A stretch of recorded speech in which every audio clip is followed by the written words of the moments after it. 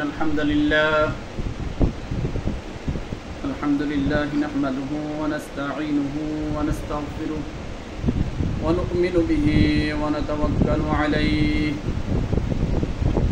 ونعوذ بالله من شرور أنفسنا من يهد الله فلا مضل له ومن يضلله فلا هادي له ونشهد أن لا إله إلا الله وحده لا شريك له لا وزير له ولا نظير له ولا مثل له ولا مثيل له ونشهد أن سيدنا ومولانا وأولانا محمدا عبده ورسوله أما بعد فأعوذ بالله من الشيطان الرجيم بسم الله الرحمن الرحيم صبغة الله ومن أحسن من الله صبغة ونحن له عابدون وعن سمرة بن جندب رضي الله تعالى عنه قال النبي صلى الله عليه وسلم كل غلام رهينة بعقيقته تذبح عنه يوم سابعه ويحلق ويسمى وفي رواية وعن الغلام شاتان مكافئتان وعن الجارية شاة أو كما قال عليهم الصلاة والسلام بلغ العلا بكماله كشف الدجى بجماله حسنت جميع خصاله صلوا عليه وآله या रब मेरे आंखों में समा जाए मदीना या रब मेरे आंखों में समा जाए मदीना मुद्दत से मेरे दिल में तमन्ना ये मदीना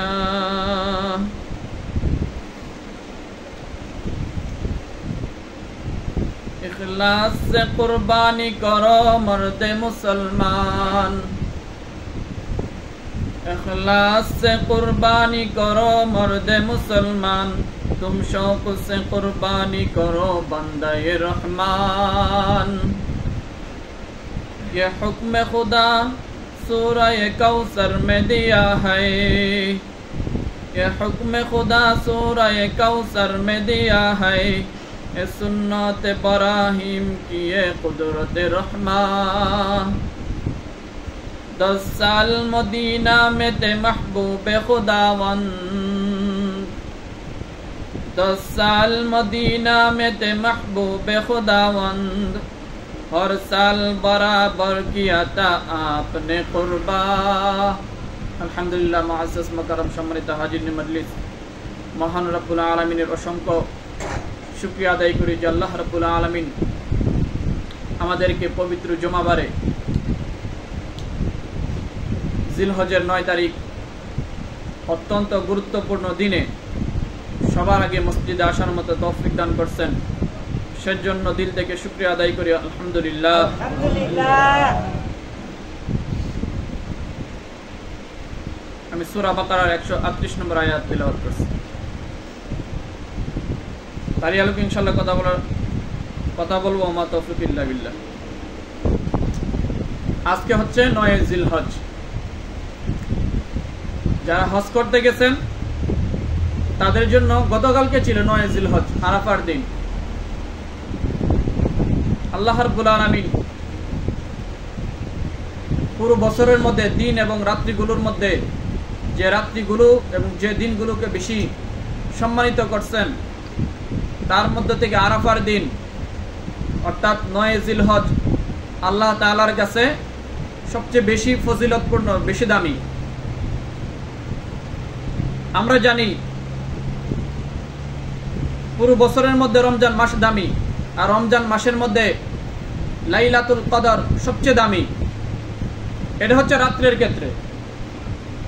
এবং আল্লাহ রাব্বুল আলামিন সূরা ফজরের মধ্যেও কসম খাইছেন যে দামি রাত্রগুলোর মধ্যে থেকে জিলহজের 1 তারিখ থেকে 10 তারিখ পর্যন্ত আছে। এগুলো তো রাত্রের ব্যাপারে। এবং দিনের ব্যাপারে বলা হয়েছে সবচেয়ে বছরের মধ্যে সবচেয়ে বেশি দামি দিন হচ্ছে আল্লাহ তাআলার কাছে শবে কদরের চেয়েও দামি, সেটা হচ্ছে 9 জিলহজ আরাফার দিবস, যেটা আমাদের বাংলাদেশে আজকের দিন। এবং পুরো সপ্তাহের মধ্যে শ্রেষ্ঠ দিন হচ্ছে জুমার দিন।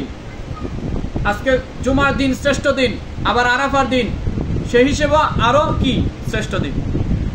এর চেয়ে শ্রেষ্ঠ দিন আর হইতে পারে না পুরো বছরের মধ্যে। কিন্তু আপনি আমি গাফেল, আপনি আমি কি পুরো বছরের মধ্যে আল্লাহ তাআলার কাছে সবচেয়ে দামি যে দিনটা সেটা হচ্ছে কি আরাফার দিন।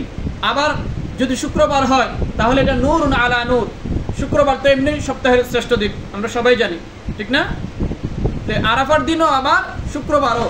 সুতরাং এর চেয়ে দামি দিন আল্লাহ তাআলার কাছে আর নাই। কিন্তু বান্দার কি খবর আছে?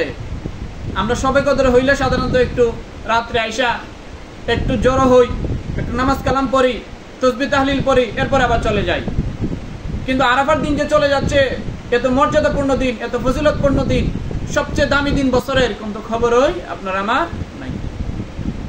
এর জন্য আমাদের উচিত ছিল গতকালকে থেকেই আমরা যারা নামাজ কালাম পড়ি, জিকির আজকার করি, এবং এই সময়গুলোতে এমনিতেও আল্লাহ তাআলার বেশি বেশি জিকির করার, বেশি বেশি তাসবিহ তাহলিল করার, বেশি আল্লাহ তাআলার কাছে দোয়া কান্নাকাটি করার সময়, সেই হিসেবে গতকালকে থেকে আরো বেশি করার দরকার ছিল।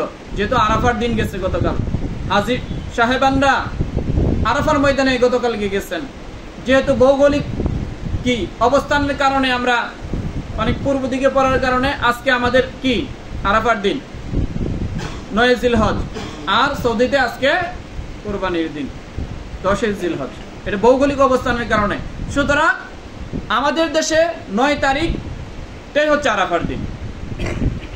যাই হোক, আমরা ওই 9 তারিখের প্রতি বছরই কি রাখবো, খেয়াল রাখবো যে 9 জিলহজ আরাফার দিন কবে আসে কবে যায়।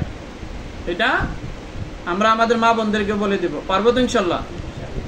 আজকের দিনটা অনেক গুরুত্বপূর্ণ দিন। তো আমি একটা আয়াত তেলাওয়াত করছিলাম, ওই আয়াতের মধ্যে আল্লাহ রাব্বুল আলামিন অনেক গুরুত্বপূর্ণ একটা আলোচনা করছেন, যে আলোচনাটা আপনার আমার সচরাচর সবার জানা নাই, কিন্তু জানা খুবই দরকার, কারণ এটা আমাদের জীবনের সাথে প্রাসঙ্গিক।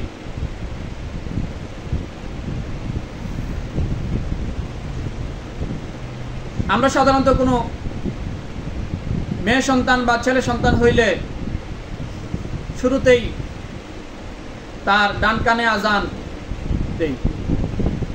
কিছু কিছু রিওয়ায়েতে আছে যে একামতও দেওয়া যাবে, এজন্য আমরা আজানও দেই, একামতও দেই, ছেলে হোক মেয়ে হোক। দেই কি দেই না? দেন না? অনেক এলাকায় আছে মেয়ে হইলে বড় হয়ে গেছে ঝাঁকি দেয়, বড় হয়ে গেছে কি দেয়, বড় হয়ে গেছে ঝাঁকি দেয়। কেন দেয় আল্লাহ তাআলাই জানে। কিন্তু ছেলে হোক মেয়ে হোক কি ডান কানে আজান, বাম কানে একামত। একামতের হাদিসটা যদিও একটু জয়ীফ, ডান কানে আজান, বাম কানেও আজান দিলেই হয়ে যাবে। এটা সন্তানের হক, মাতা পিতার প্রতি। এই হকটা আপনি আমি সবাই পালন করছি, করে থাকলে তো আলহামদুলিল্লাহ, না করে থাকলে ভুল করছি, না করে থাকলে কি করছি, ভুল করছি। এই ভুল যাতে আর না হয় সেজন্য এটা তো একবার শুনলেই আপনার আমার জানা হয়ে যায়, তেমন কষ্টও নাই, টাকা পয়সাও খরচ করতে হয় না। হ্যাঁ, টাকা পয়সা খরচ হচ্ছে আজান দিতে গেলে, দিয়ে দিব। এটা ইসলামের একটা দাওয়াত দিয়ে দিলাম। কি দিয়ে দিলাম? ইমানের দাওয়াত। আজান কিসের দাওয়াত? ইমানের দাওয়াত, ইসলামের দাওয়াত, নামাজের দাওয়াত, ঠিক না? এই ভ্যাকসিনটা দিলে কি আছে, আশা করা যায় এটা বড় হইলে নাস্তিক হবে না, এটা বিধর্মী হবে না, এটা খোদাদ্রোহী হবে না, কি চাঁদাবাজ হবে না, গুন্ডা বদমাইশ হবে না। কি এই ভ্যাকসিন দিলে। এরপরে আরো কিছু হক আছে। সন্তান তো মাত্র ভূমিষ্ঠ হইল, এরপরে 1 দিন 2 দিন 3 দিন 5 দিন 6 দিন 7 দিনের দিনে আমরা কি করি? আকিকা করি। কি করি? আকিকা কি আমরা করি? আকিকাও করি না। 7 দিনের দিনে আকিকা করি। আমাদের এলাকায় হাইট টেরা করে। কি করে? আপনার এলাকায় কি করে? হাইট টেরা করে। আচ্ছা, এটা আমাদের অঞ্চলে এরকম বলে আর কি। আরেকটা কাজ হচ্ছে, সন্তান জন্ম হওয়ার সাথে সাথে বাচ্চার মুখে একটু মিষ্টি জাতীয় কিছু দিতে হয়, মধু দিতে হয়, অথবা খেজুর কুরমা চিবিয়ে, বাচ্চা তো কি খাওয়ার উপযুক্ত হয় নাই, সেজন্য তাকে একটু মুখের মধ্যে মিষ্টি দিতে হয়। মিষ্টি বলতে কি, যেগুলো মধু, খাঁটি মধু অথবা খেজুর কুরমা চিবাইয়া তার জিহ্বার মধ্যে একটু লাগাই দিতে হয়। এটা সুন্নাত। এবং আছে যে এই মিষ্টি যদি একটু দেওয়া হয় তাহলে তার স্মৃতিশক্তি ভালো হয়, মেধা শক্তি কি হয়? ভালো হয়। সেজন্য এটাও আমরা করি না। আমরা ক্ষীর সোয়াই। কি সোয়াই? ক্ষীর সোয়াই। কয়দিন হইলে? 7 দিন হইলে। না না, হাদিসের মধ্যে আসছে বাচ্চা হওয়ার সাথে সাথে, ঠিক আছে, তার ডান কানে এবং বাম কানে আজান, একামত, এটা জয় আজান দিলে হবে। সুতরাং এরপরে তাহনিক করাবেন। কি করাবেন? তাহনিক। অর্থাৎ কোন বুজুর্গ অথবা আল্লাহর ওলি অথবা না পাইলে কমপক্ষে বাঙ্গানগর মসজিদের ইমাম সাহেব, ঠিক আছে, ওনাকে নিয়ে, অথবা আপনি নিজেই যদি কি হন, দিনদার হন, তাহলে আপনি কি করবেন? একটু চিবাইয়া খেজুর কুরমা অথবা মধু আপনার বাচ্চার মুখে দিবেন, সেটা ছেলে হোক অথবা মেয়ে হোক। বুঝতে পারছেন? এটাও মাতা পিতার প্রতি সন্তানের হক। হক দুইটা বললাম। কয়টা বললাম? একটা হচ্ছে আজান দেওয়া, আর একটা হচ্ছে কি তাহনিক করানো। 7 নম্বর দিন হয়ে গেলে বাচ্চার মাথার চুল ফেলে দিতে হয়। একান্ত ডাক্তারের নিষেধে ভিন্ন কথা, কিন্তু সুন্নাত হচ্ছে 7 দিন হয়ে গেলে বাচ্চার চুল কেটে ফেলতে হয়, এবং তার সমান রূপা যতটুকু কি চুলের ওজন হয় এতটুকু রূপা কি এটার বরাবর এটা গরিব মিসকিনকে সদকা করে দিতে হয়। এটাও একটা কি বাচ্চার হক। এবং ওই 7ম দিনে যদি শুক্রবারে বাচ্চা হয়, আগামী বৃহস্পতিবার কি হবে? তার 7 দিন হবে। তার একটা সুন্দর অর্থবহুল ইসলামিক নাম রাখতে হবে। এটা সন্তানের কি হক মাতা পিতার প্রতি। কয়টা হইল? 4টা হয়েছে। কয়টা হয়েছে? 4টা মনে রাখেন। কয়টা হয়েছে? 4টা হয়েছে। এবং বাচ্চার আকিকা করতে হয়। কি করতে হয়? তাই আকিকা সম্পর্কে বলবো। কি সম্পর্কে বলবো আজকে? আকিকা। আকিকা মানে কাটা। আকিকা মানে কি? কাটা, কর্তন করা। আর বাচ্চা জন্ম হওয়ার 7ম দিনে যে পশুকে কুরবানি করা হয়, জবে করা হয়, এটা কি আকিকা বলা হয়। এটা কি বলা হয়? আকিকা। আকিকা কোন পশু দিয়া করব? যে সমস্ত পশু দিয়া কুরবানি করব, সেম। বুঝতে পারছেন? এই 7ম দিনে আমরা কি করব? আকিকা করব। কিন্তু আকিকার মাসলা আমরা জিগাই কোন দিন? কুরবানি আসে যেদিন, সেদিন। কুরবানি আসে যেদিন, সেদিন আমরা কি জিগাই? হুজুরে আকিকার মাসলা জিগাই, যে হুজুর আমার তো বাচ্চার আকিকা দিছি না। বাচ্চার দিছি না, আমারও দিছি না। বাচ্চারও দিছি না, আমারও দিছি না। এখন কি করব? আকিকার নাম কি দিতে পারবো? দিতে পারবেন? হুজুর কি না করবে নাকি আজকে? না, না করবো না। দিতে পারবেন, কিন্তু মূল সুন্নাত মুস্তাহাব হচ্ছে কখন দেওয়া? বাচ্চা জন্মগ্রহণ করার 7ম দিনে, না পারলে 14তম দিনে, না পারলে 21তম দিনে, এরকম বেজুর সংখ্যায় 7ম দিন যেভাবে হয়। একান্ত আমরা দিতে পারি না, অর্থনৈতিক কি অবস্থা তো ভালো না সবার। কুরবানির যাদের টাকা পয়সা আছে দিয়ে ফেলে, ঠিক আছে। এখন কুরবানির মতো তো একটা পশুকে কি করতে হবে? আকিকা দিতে হবে। কমপক্ষে একটা ছাগল দেওয়ার মতো তৌফিক নাই। আচ্ছা, যাই হোক, আমরা 1 ঢিলে 2 পাখি মারি। 1 ঢিলে কি পাখি মারি? 2 পাখি মারি। সেজন্য মূলত কুরবানি আসলে পরে কি করি? ওই কুরবানি যেহেতু দিতে হবে আর আকিকাও দেই নাই, সুতরাং দুটোটা একসাথে করি। দুটোটা কি আমরা বুদ্ধিমান না? আমরা অনেক চালাক, ঠিক আছে। সেজন্য 2টাকে এক করি। সেজন্য কুরবানি যদি ওয়াজিব হয় তাহলে আকিকা দিলে আকিকা হবে, কুরবানি হবে না। আবার কুরবানি যদি ওয়াজিব না হয়ে থাকে তাহলে আকিকা দিলে আকিকা হয়ে যাবে। কিন্তু মূল সুন্নাত, মূল মুস্তাহাব হচ্ছে কখন? বাচ্চা জন্মগ্রহণের 7ম দিন একটু আনন্দ করে আর কি করা? আপনার বাচ্চা হয়েছে, শুকরিয়া আদায় করে আল্লাহ তাআলার কাছে। এই আকিকা দিলে কি হয়? বাচ্চার রোগ বালাই এগুলো আল্লাহ দূর করে দেন। এই আকিকার একটা কি গুণ? আকিকার একটা কি গুণ? মনে থাকবো। এখন আমরা তো কুরবানির ইতিহাস জানি না? কুরবানির ইতিহাস হাবিল কাবিলে দিছে আদম আলাইহিস সালামের সন্তান, ঠিক আছে? কে কাকে বিয়ে করবে এটা নির্ধারণ করার জন্য।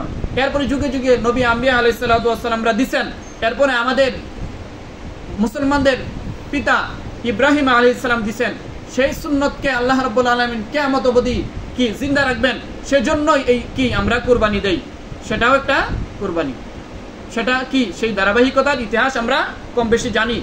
আল্লাহ রাব্বুল আলামিন ইব্রাহিম আলাইহিস সালামকে আদিষ্ট করছিলেন ওনার প্রিয় বস্তু না, ডাইরেক্ট ইসমাইল আলাইহিস সালামকে কুরবানি করার কথা। অনেক আমরা একটু গাল গল্প বানিয়ে বলি, ডাইরেক্ট সূরার মধ্যে কি আছে, যাতে উনি কি করেন, ওনার সন্তানকে কি করেন, জবে করেন। এটা কি এক সূরার মধ্যে আছে, আদিষ্ট হয়েছেন। এজন্য ইব্রাহিম আলাইহিস সালাম ইসমাইল আলাইহিস সালামকে কি দিতে চাইছিলেন, কুরবানি দিতে চাইছিলেন, কারণ এটা এটা ইব্রাহিম আলাইহিস সালামের কাছে সবচেয়ে প্রিয় ছিল। এটা কি ছিল? প্রিয় ছিল। আল্লাহ রাব্বুল আলামিন প্রিয় জিনিস ইসমাইলকে কুরবানি দেওয়ার জন্য বলছিলেন। এটা কি আল্লাহর পক্ষ থেকে ইব্রাহিমের প্রতি বড় পরীক্ষা, অগ্নি পরীক্ষা। নিজের সন্তানকে কুরবানি দেওয়া এটা সম্ভব? আপনার আমার পক্ষে সম্ভব হইতো? হ্যাঁ, যদি সেই ধারাবাহিকতা থাকতো যে সন্তানকে কুরবানি দিতে হবে, তা আমরাই তো থাকতাম না। আমাদেরকে মা বাবা কুরবানি দিয়ে ফেলতো, ঠিক আছে? প্রতি ঈদে একটা করে দিলে তো শেষ আমরা, ঠিক আছে? সেজন্য আমরা কেউ থাকতাম না। আল্লাহ কি করছেন? দয়া করছেন আমাদের প্রতি। এর জন্য কুরবানি ইতিহাস আমরা জানি। কিন্তু আকিকারও একটা ইতিহাস আছে। আকিকার ইতিহাসটা মনে রেখেন, বলি মনে রেখেন। আকিকার ইতিহাস হচ্ছে মক্কার কাফের এবং মুশরিক এবং বেদিন এবং ইহুদিরা যখন তাদের সন্তান হইতো, তখন তারা সপ্তম দিন, এই যে আমরা যেটাকে আকিকা বলি, ওরাও ওই সপ্তম দিন একটা পশু জবে করত, বলি দিত। বলি দিয়া এই পশুর রক্তটা কি করত, ওই বাচ্চার মাথাটা মুন্ডাইয়া ওই বাচ্চার মাথায় দিয়ে দিত। তারা মনে করত যদি এই বাচ্চার মাথার মধ্যে এটা দেই, তাহলে তার অনেক পুণ্য হবে, তার অনেক কি হবে, পাপ গুলো যেগুলো আগামীতে করবে সব মাফ হয়ে যাবে। বলেন তো এটা কি কোনো ভালো রীতি না কুসংস্কার? কুসংস্কার। রক্ত মাখিয়ে দেওয়া সন্তানের